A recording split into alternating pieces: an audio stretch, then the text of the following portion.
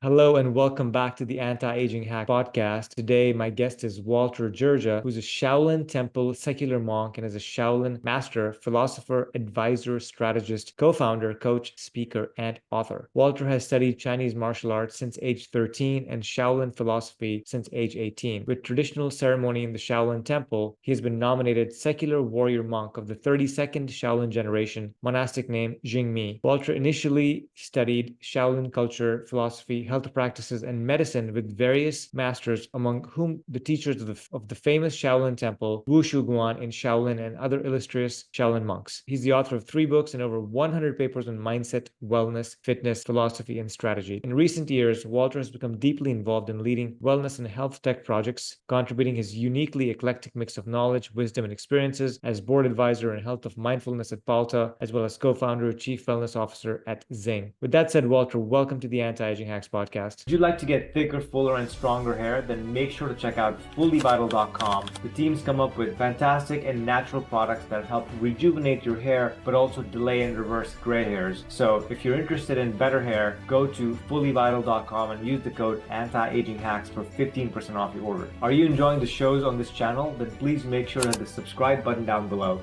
so you can get notified when we release new episodes. Our goal with this show is to help you and give you practical tips that you can use to slow down and reverse your aging so you can live and feel younger and live your best life. With that said, let's get on with the show. It's really a pleasure for me to join you here. Yeah, you've got a very interesting background in Shaolin culture, Shaolin philosophy, and monk training. So I have many, many questions for you. But first, I would love to ask you as we begin, you've studied and practiced Shaolin culture for a long time. I would assume that most folks that are listening to this podcast are not aware. I was not even aware much of the culture. So can you give us a couple minutes, a 2 to 3 minute brief overview of the Shaolin culture, its origins, and what it really stands for? Certainly. So, Shaolin is usually famous for two things. It's either famous because it's the birthplace of Zen.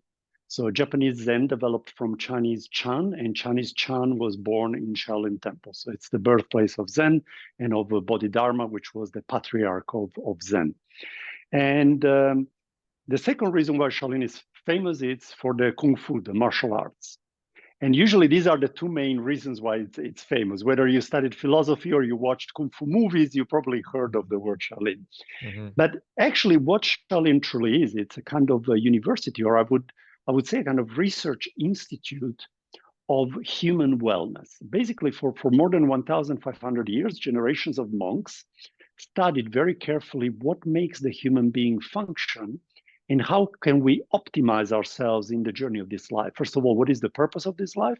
How do we give it purpose? And then how do we fulfill that purpose by being in an optimal way able to interact with everything that life presents us?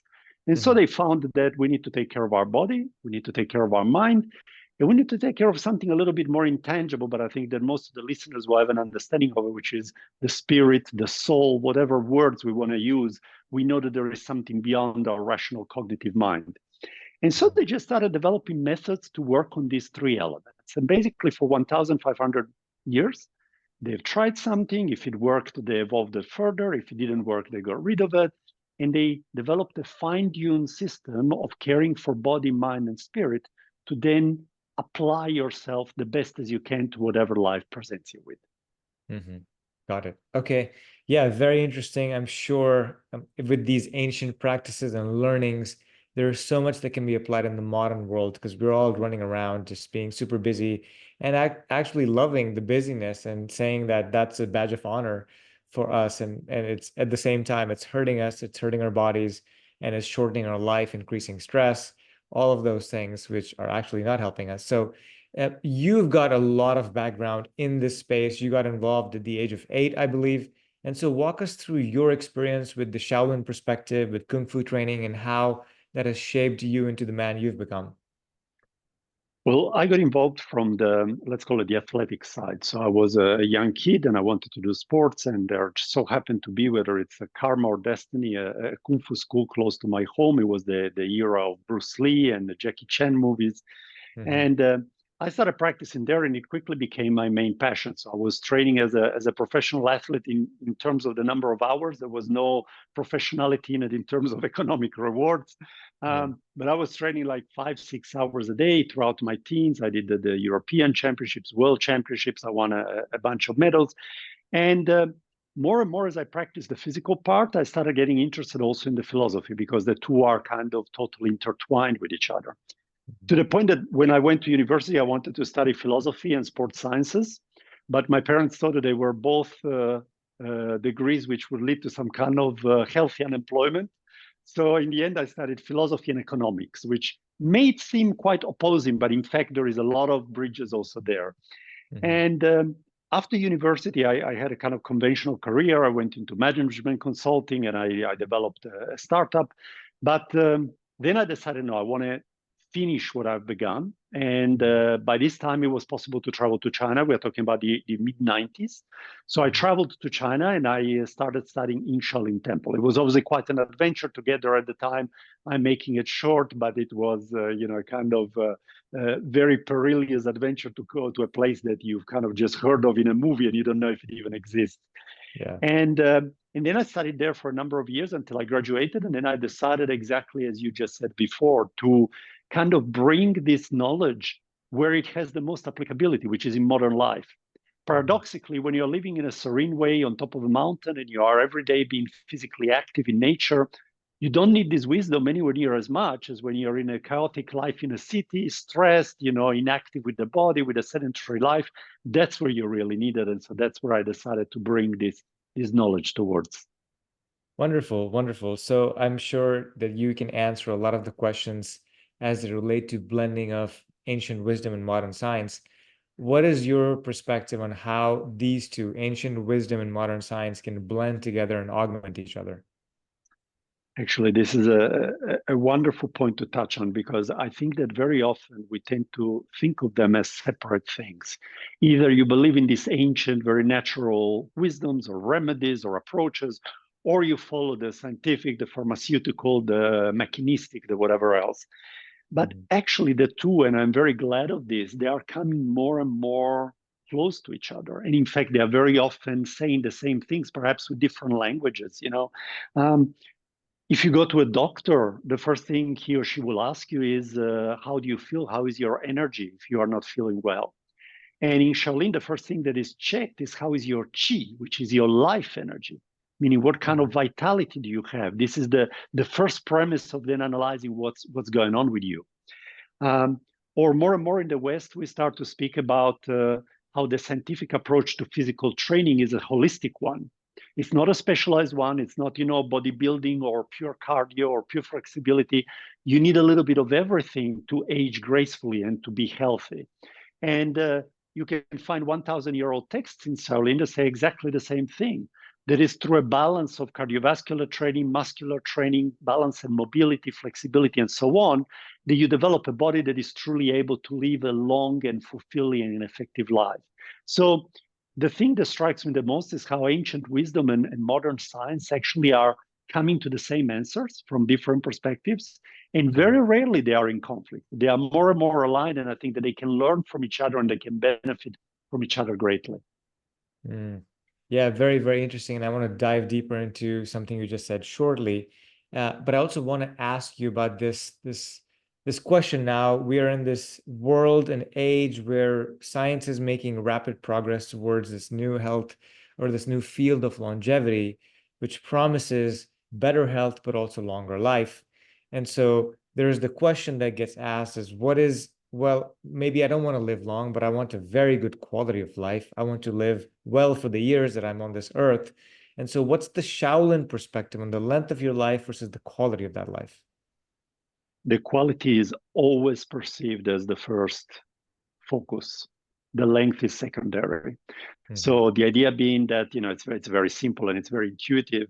It's far better to live 70 years with a fully functional and fully active body and mind than to live 90, but from 50, 60, you have a series of ailments and constant issues, and you cannot really interact with life in an effective way, and so on. Of course, this is highly subjective. What is enough of life for someone. But I think that there is an important, and if we want to just touch a little bit now the deeper philosophy, there is an Hmm. important element also to accepting our mortality. In modern society, mortality has become a kind of taboo. It's hidden from us until it's inevitable. Yeah. But mortality is the very thing that defines life. You know, we're alive because there is an end to that journey. And it's the most inevitable part of our journey of life. If there is one thing we can be sure is that we will all die. Other Hmm. things may be or maybe not how we will imagine them. And so Yeah. there is also this idea of accepting mortality, but not accepting to go towards that mortality in a poor way, because Hmm. that is something you can do about. You know, you Yeah. can be very weak and be on a wheelchair, or you can be very active and fit well into your elderly age. That is Hmm. something that depends much more on your choices and on your lifestyle than on some inevitability. Whilst death itself is inevitable, and whether you're okay with it at 70 or at 90, that becomes a much more subjective topic. Yeah. Very interesting. So I want to go a little bit more philosophical with you because you can go very deep on this topic. And so the question that I have is that life is very interesting, and I've lived long enough to understand there's phases of life. There's good times when you're young. Most people have a good time. It's fun. There's not a worry in the world. But then as you get older and you start getting responsibilities, you start to see that life is not just fun and roses and travel and all the fun that you can have. It's more about ups and downs. There's harder times that people experience, there's good times that people experience, and there can be phases in life. So, in the perspective of maximizing the time that you have on this earth, whatever that might be, the mental aspect seems to be very important because we don't get physically ill. Most people don't until later in our later years. But we are there's the ailment of overthinking, over depression, not feeling good, not feeling happy with where we are. How can people that are listening, myself included, how can we build a more positive mindset on a day-to-day basis, regardless of what's going on in the external world? So this is a very articulate question, and I will divide it in a few little parts. So, firstly, I think it's very important to understand that, to use a metaphor, that the sky is not the weather. Mm, And so, very often, the temporary weather of our life to us feels like this is life. So, it's the whole sky. But in fact, it's just a temporary weather, both the good weather and the bad weather. So we should also learn to enjoy the good weather when it's happening, because it will mm, not last on forever. As you said, yeah. life is peaks and valleys. And when we Mm, are on some beautiful peak with the wonderful views, make sure you enjoy it. Too many people, and this is the first thing that we can do, the first strategy that we can implement, is when things are good, they'll ignore them, and they will yeah. only reminisce how good they were when they lose them and when things are not so good. So Mm, notice the good, notice the beauty in every moment of life, especially when life is giving you a lot of beauty. And fortunately mm, for most people, especially young people such as yourself, as you said, that's the majority of life usually. yeah. Um, the second thing is the same way as we train our bodies, and more or less everybody has an understanding that to to to not lose it, you have to use it. So people go to the gym or go running, or that there is an understanding that the body needs to be cared and trained to be functioning optimally. So does the mind. The mind is just another tool at our disposal in the portfolio of things that we can use in our life. But most people don't do anything for the mind. They somehow just hope that it just cares for itself just automatically. So Mm, all of these practices that we've heard of, breath work, meditation, mindfulness, they are things that should be done on a regular basis, perhaps on a daily basis, at least in a small amount. The same way as you on a regular basis would do a little bit of cardio for your cardiovascular system, or some flexibility for your spine, and so on and so forth. So caring for the mind is just as important, and I would venture to say even more important than caring for the body, because the body at the end is driven by the mind. So if the mhm, mind is not mhm. operating well, there is a fall down effect from there. So I think that these are the two main things: to accept the bad weather, to Yeah. notice the good weather, and Mhm, to train the mind to ride both conditions in an optimal way. And the last thing, sorry if I go a bit long, but your mhm, question please. is very important, um, is to differentiate between happiness and serenity. We have this Mm. obsession with being happy, and I think there is no way to be less happy than to constantly think you should be happy.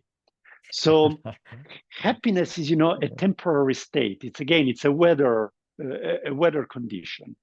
But Hmm. serenity, it's a method of traveling. So you can travel with serenity throughout the happiness. So you enjoy the happiness without getting, overjoyed, without getting very attached to something and then suffering when you have to let it go and so on. And Hmm. you can also travel through the sadness or through the challenges in a serene way, which means that the challenges don't bring you down to depression, don't give you anxiety. You find, the courage to pull through them and so on. So I think that we should all refocus on learning how to be serene rather than constantly chasing an imaginary happiness that may not be there at present. Yeah, very good points. Thank you. What I do think of more and more, and I completely agree with you that the mind is more important than the body because everything is happening in the mind. It's thinking, I don't know, 60 or 70,000 thoughts every single day. And most of them, for most people, are negative. That's just the reality of the situation.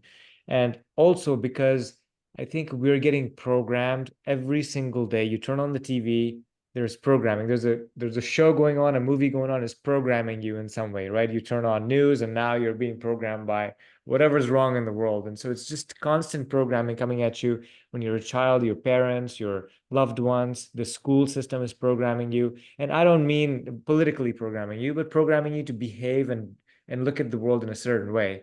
And so as you get older, you start to realize if you pay attention that the world is not what you were taught to be, because when you meet somebody from a different part of the world, they think of things completely differently. So it's all programming. And unfortunately, the culture overrides the program.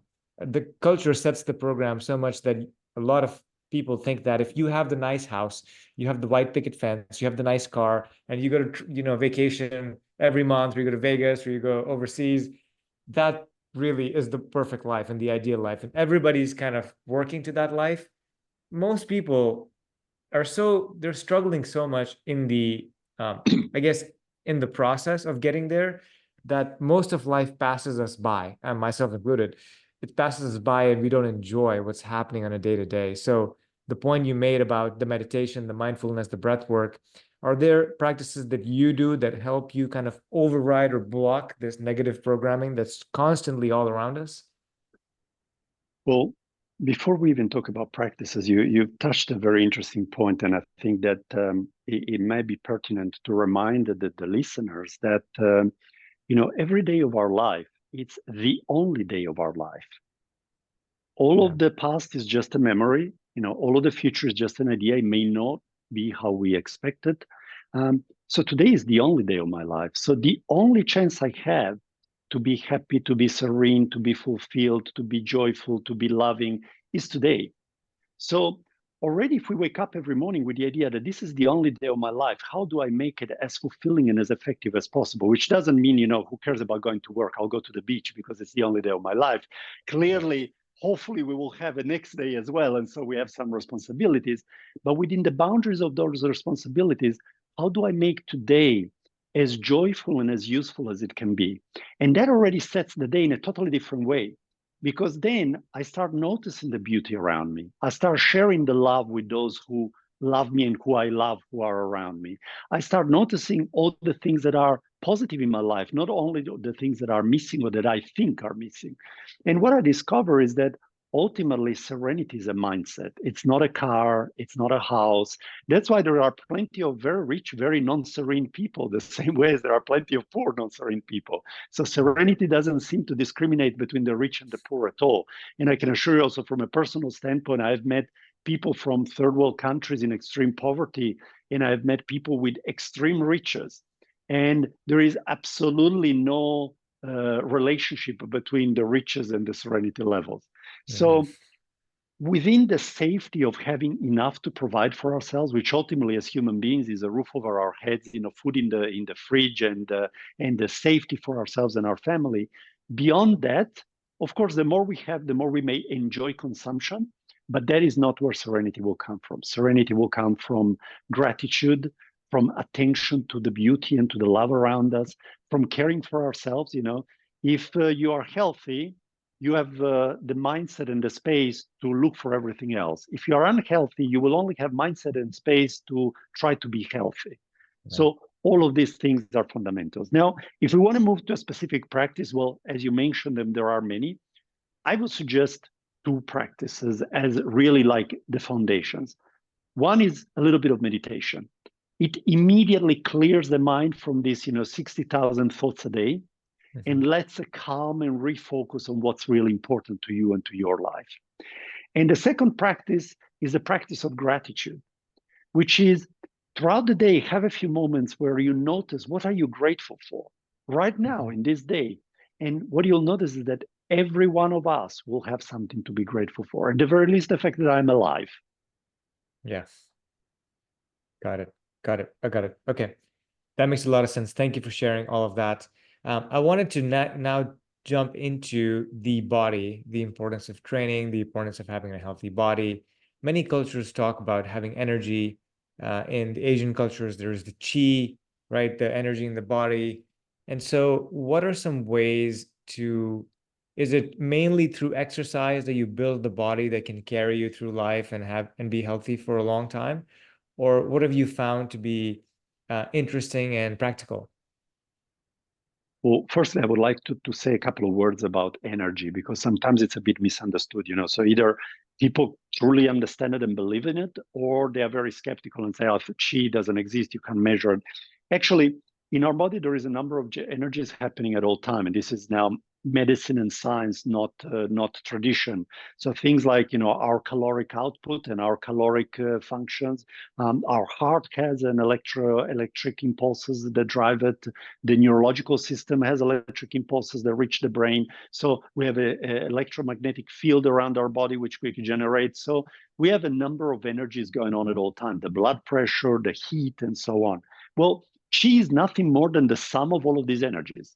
Basically, all of the energies that make your organism function and be alive, it's under one umbrella, life energy. And the moment that life energy is switched off, you're dead. Right. So having understood this idea of energy, then clearly vitality is how well all of these energies are functioning.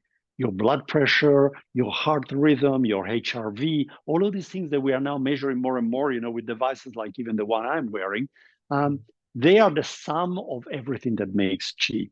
And of course, what affects the physiological energy the most is mind and body together. So this idea of separating the body from the mind, it's a very, let's call it Western idea.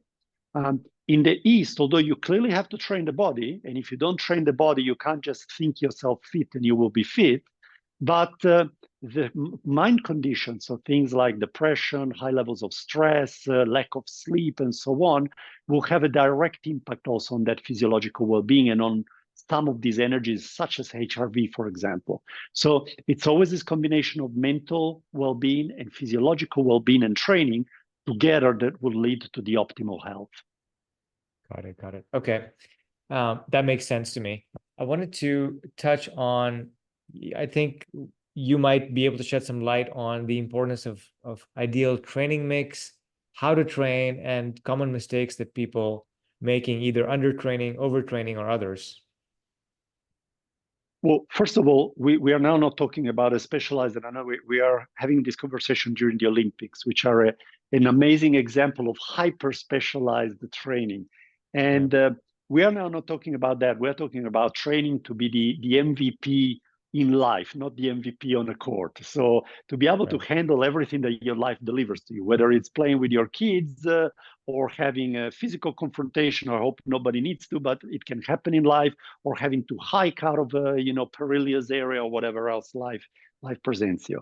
And to be well-rounded physically for life, and therefore automatically also to be very healthy and resilient physically, you need to be not a specialist, but you need to have good enough abilities in each one of what in Shaolin are called the three pillars of fitness, which are flexibility and mobility, strength, and endurance. So basically, you need to have a good enough cardio to be able to walk or hike or run without, being out of breath, without having cardiac problems and whatever else. But you don't necessarily need to be a marathon runner. It's very seldom you're going to have to run 42 kilometers in a couple of hours as they do now, which is incredible. You need to be strong. You have to have enough muscle power, first of all, to prevent sarcopenia and the natural degeneration of the body through aging, but also to be able to do all the physical tasks that life requires you, whether it's to go traditional, whether it's to carry the wood for the fire, or fight off some bandits, to use some Shaolin examples, but in modern life to play with your kids or carry the shopping or whatever it is, or if you have some hobbies like sports to be able to perform in those sports. And then you need flexibility and mobility. As the listeners who have children know, a small child can bend itself in any way it wishes. And by the time we are in our teens, usually we already struggle to touch our toes, you know. And by the time you are 70 or 80, we all walk a little bit like a robot, you know. And this gradual loss of mobility and flexibility leads to all kinds of other physiological problems, injuries, strains, joint issues, et cetera, et cetera. So we need to also care for our mobility and flexibility. We don't need to be a contortionist, but we need to keep the body flexible and mobile enough so that throughout life it can adjust to any position. It can save us if we are tripping and falling and so on and so forth. So it's by working on these three pillars harmoniously that we achieve the best result. And to finish, sorry, the long answer, but you asked an articulate question. To finish with, you asked about overtraining and undertraining. Actually, I may be a little bit controversial in this, but I think that most people undertrain. Most people that I see training, they undertrain. They go to the gym for an hour and a half, and that hour and a half is spent scrolling, chatting with someone, looking at themselves in the mirror, and there is maybe 20 or 30 minutes of actual training, you know. And I always watch them and think, you know, you tell me that you can only go to the gym twice a week because it takes 2 or 3 hours of your time between changing and training. But actually, with how much actual training you do, you could easily do it, you know, 30 minutes every day. Yeah? So I think that most people undertrain. And I think also that most people, especially in the West, tend to still be too specialized. So again, to use the example of the gym, there are the cardio fans and they are running all the time and then they do just a few minutes of other stuff. Or there is the muscle fans, they are lifting weights all the time and they look great in a t-shirt, then they hardly do cardio and they never stretch, you know. Or there is the yoga fans who do a lot of stretching and nothing of the other two.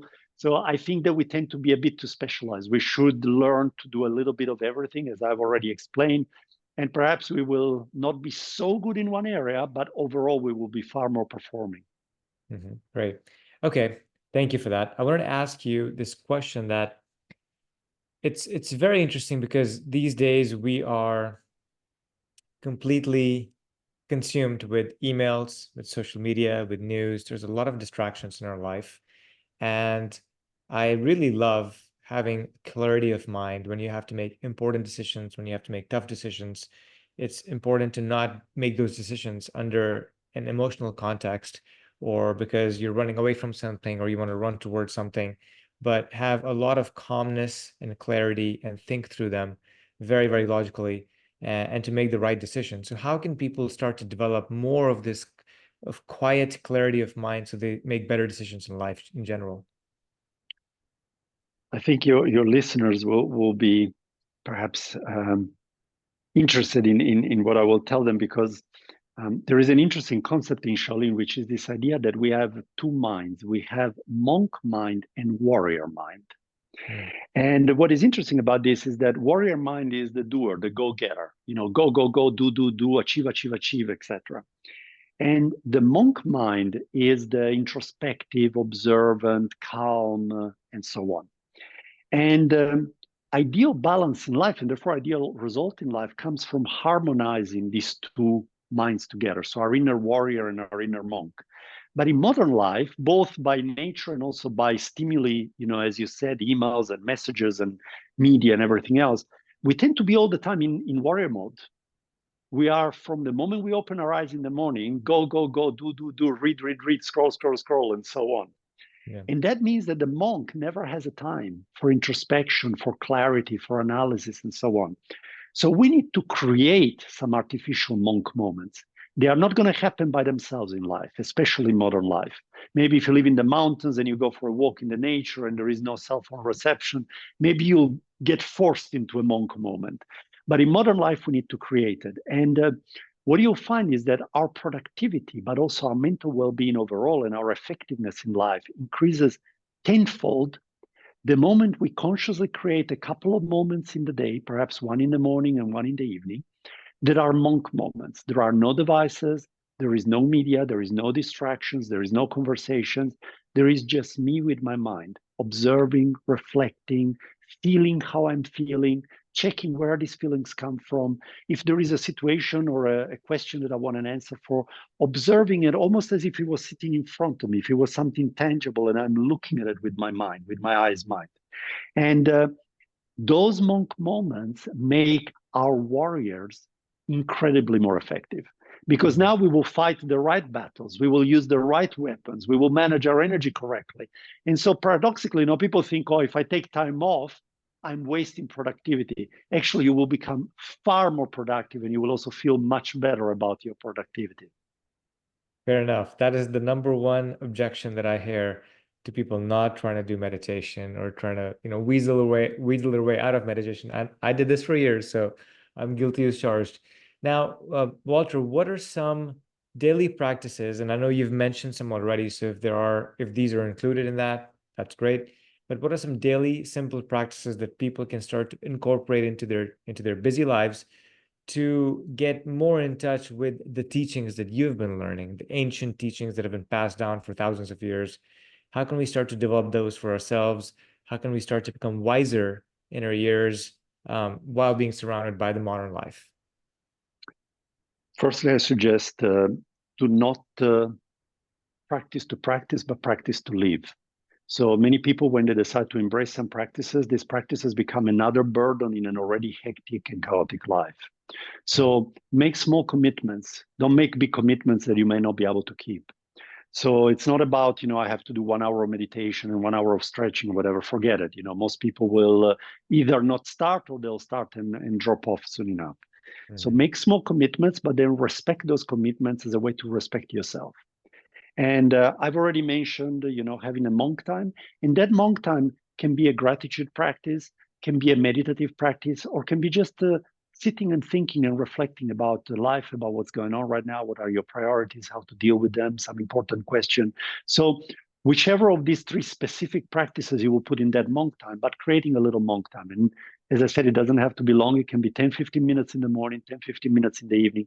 Start the day with clarity. And then at the end of the day, make clarity from all the noise and the confusion that your mind has accumulated throughout the day.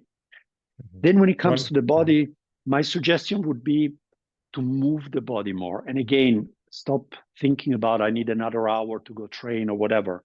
A little hack that I often suggest to people that say, I really can't find the time, is at the end of every hour. So let's assume that most people, who are very busy, they may be working from 8, 9 in the morning till 8, 9 in the evening. A 12-hour workday is not unusual. At the end of every hour, so at 8:59, 9:59, 10:59, get up off your chair and do 1 minute of a different exercise every hour. For example, it can be on the first hour, 1 minute of squats, and on the second hour, 1 minute of push-ups on the edge of your desk, and then again squats, and then again push-ups, and so on. Well, if you're working 12 hours or 10 hours, and you are getting 20 or 30 done in a minute, which is not a huge amount that most people can do, well, that's a few hundred squats and a few hundred push-ups done in a day with absolutely zero effort in terms of time dedication, Right. So, or if you're watching TV in the evening, or you're watching a movie or whatever, do it sitting on the floor. Just sitting on the floor with your legs in front of you, for most people, it's already a stretch. Okay. So don't think I need to stretch, I need to go to yoga class. Just do simple things. And then if you want to expand on these practices and do more stretching and do more meditation, of course, do so. But start with small commitments, but make those commitments very regular. I love that. I love that. Thank you, Walter. I think this is my last question for you because we're coming up on time. But I'm sure the listeners would be curious. What does a day in the life of a Shaolin master look like? What do you do on a day-to-day basis? Well, in the temple and back in modern society are very different. So I will talk about modern society. I will talk about my present life. And if you're interested in the temple, I can tell you how it's life there as well. In modern life, I usually get up at sunrise. So in winter, I get up before sunrise. In summer, I get up at sunrise. And usually my first morning training is cardio. So I go running if I can in the nature, if I'm somewhere where I have nature nearby. Then after cardio, I do stretching, and then I have breakfast. After breakfast, I do my monk time. So I reflect on what's going on, how I feel, what is the plan for the day, what are my priorities. And then I get to work, whether it's writing, reading, making calls such as your wonderful podcast, preparing some papers or something on health and well-being and other topics. I go to companies very often, so I do seminars and different activities within companies, especially wellness companies. So I work throughout the day, but I make sure to have 2 or 3 moments where I either have another monk moment, or at the very least, I have some kind of physical movement. So I'll get up and do 10 minutes of stretching, or go for a walk, maybe make a Zoom call as I walk around, and so on. And then in the evening, I finish, I do my second formal monk time, and then I have my second formal training. So I do the martial arts, and usually I do weightlifting, so strength training. Then I have dinner, and then after dinner, I try to just have, let's call it serene time, whether it's reading a book or speaking with dear ones, with loved ones, and so on. So that's my typical day if I'm, of course, in a home environment. But just for you to know, I fly about 100 times a year. So I travel a lot to different companies and to different projects. So when I travel, of course, I have to adapt all of this to my travel schedule. Got it. Okay. Perfect. Walter, thank you so much for coming on the show. Where can people find out more about you and learn more about you? Do you have Instagram? Do you have other social media? What is your website? Tell us everything.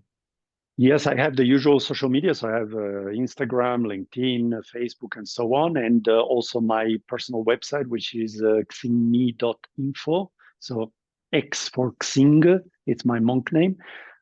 So they can reach me at any of these sites, and they can write to me, and I'll be more than happy to hear further questions. Yeah. Can you spell the website again? I didn't catch that. XINGMI, so Xingme, which is my Got it. monk name, Yeah. .info. .info. Okay, wonderful.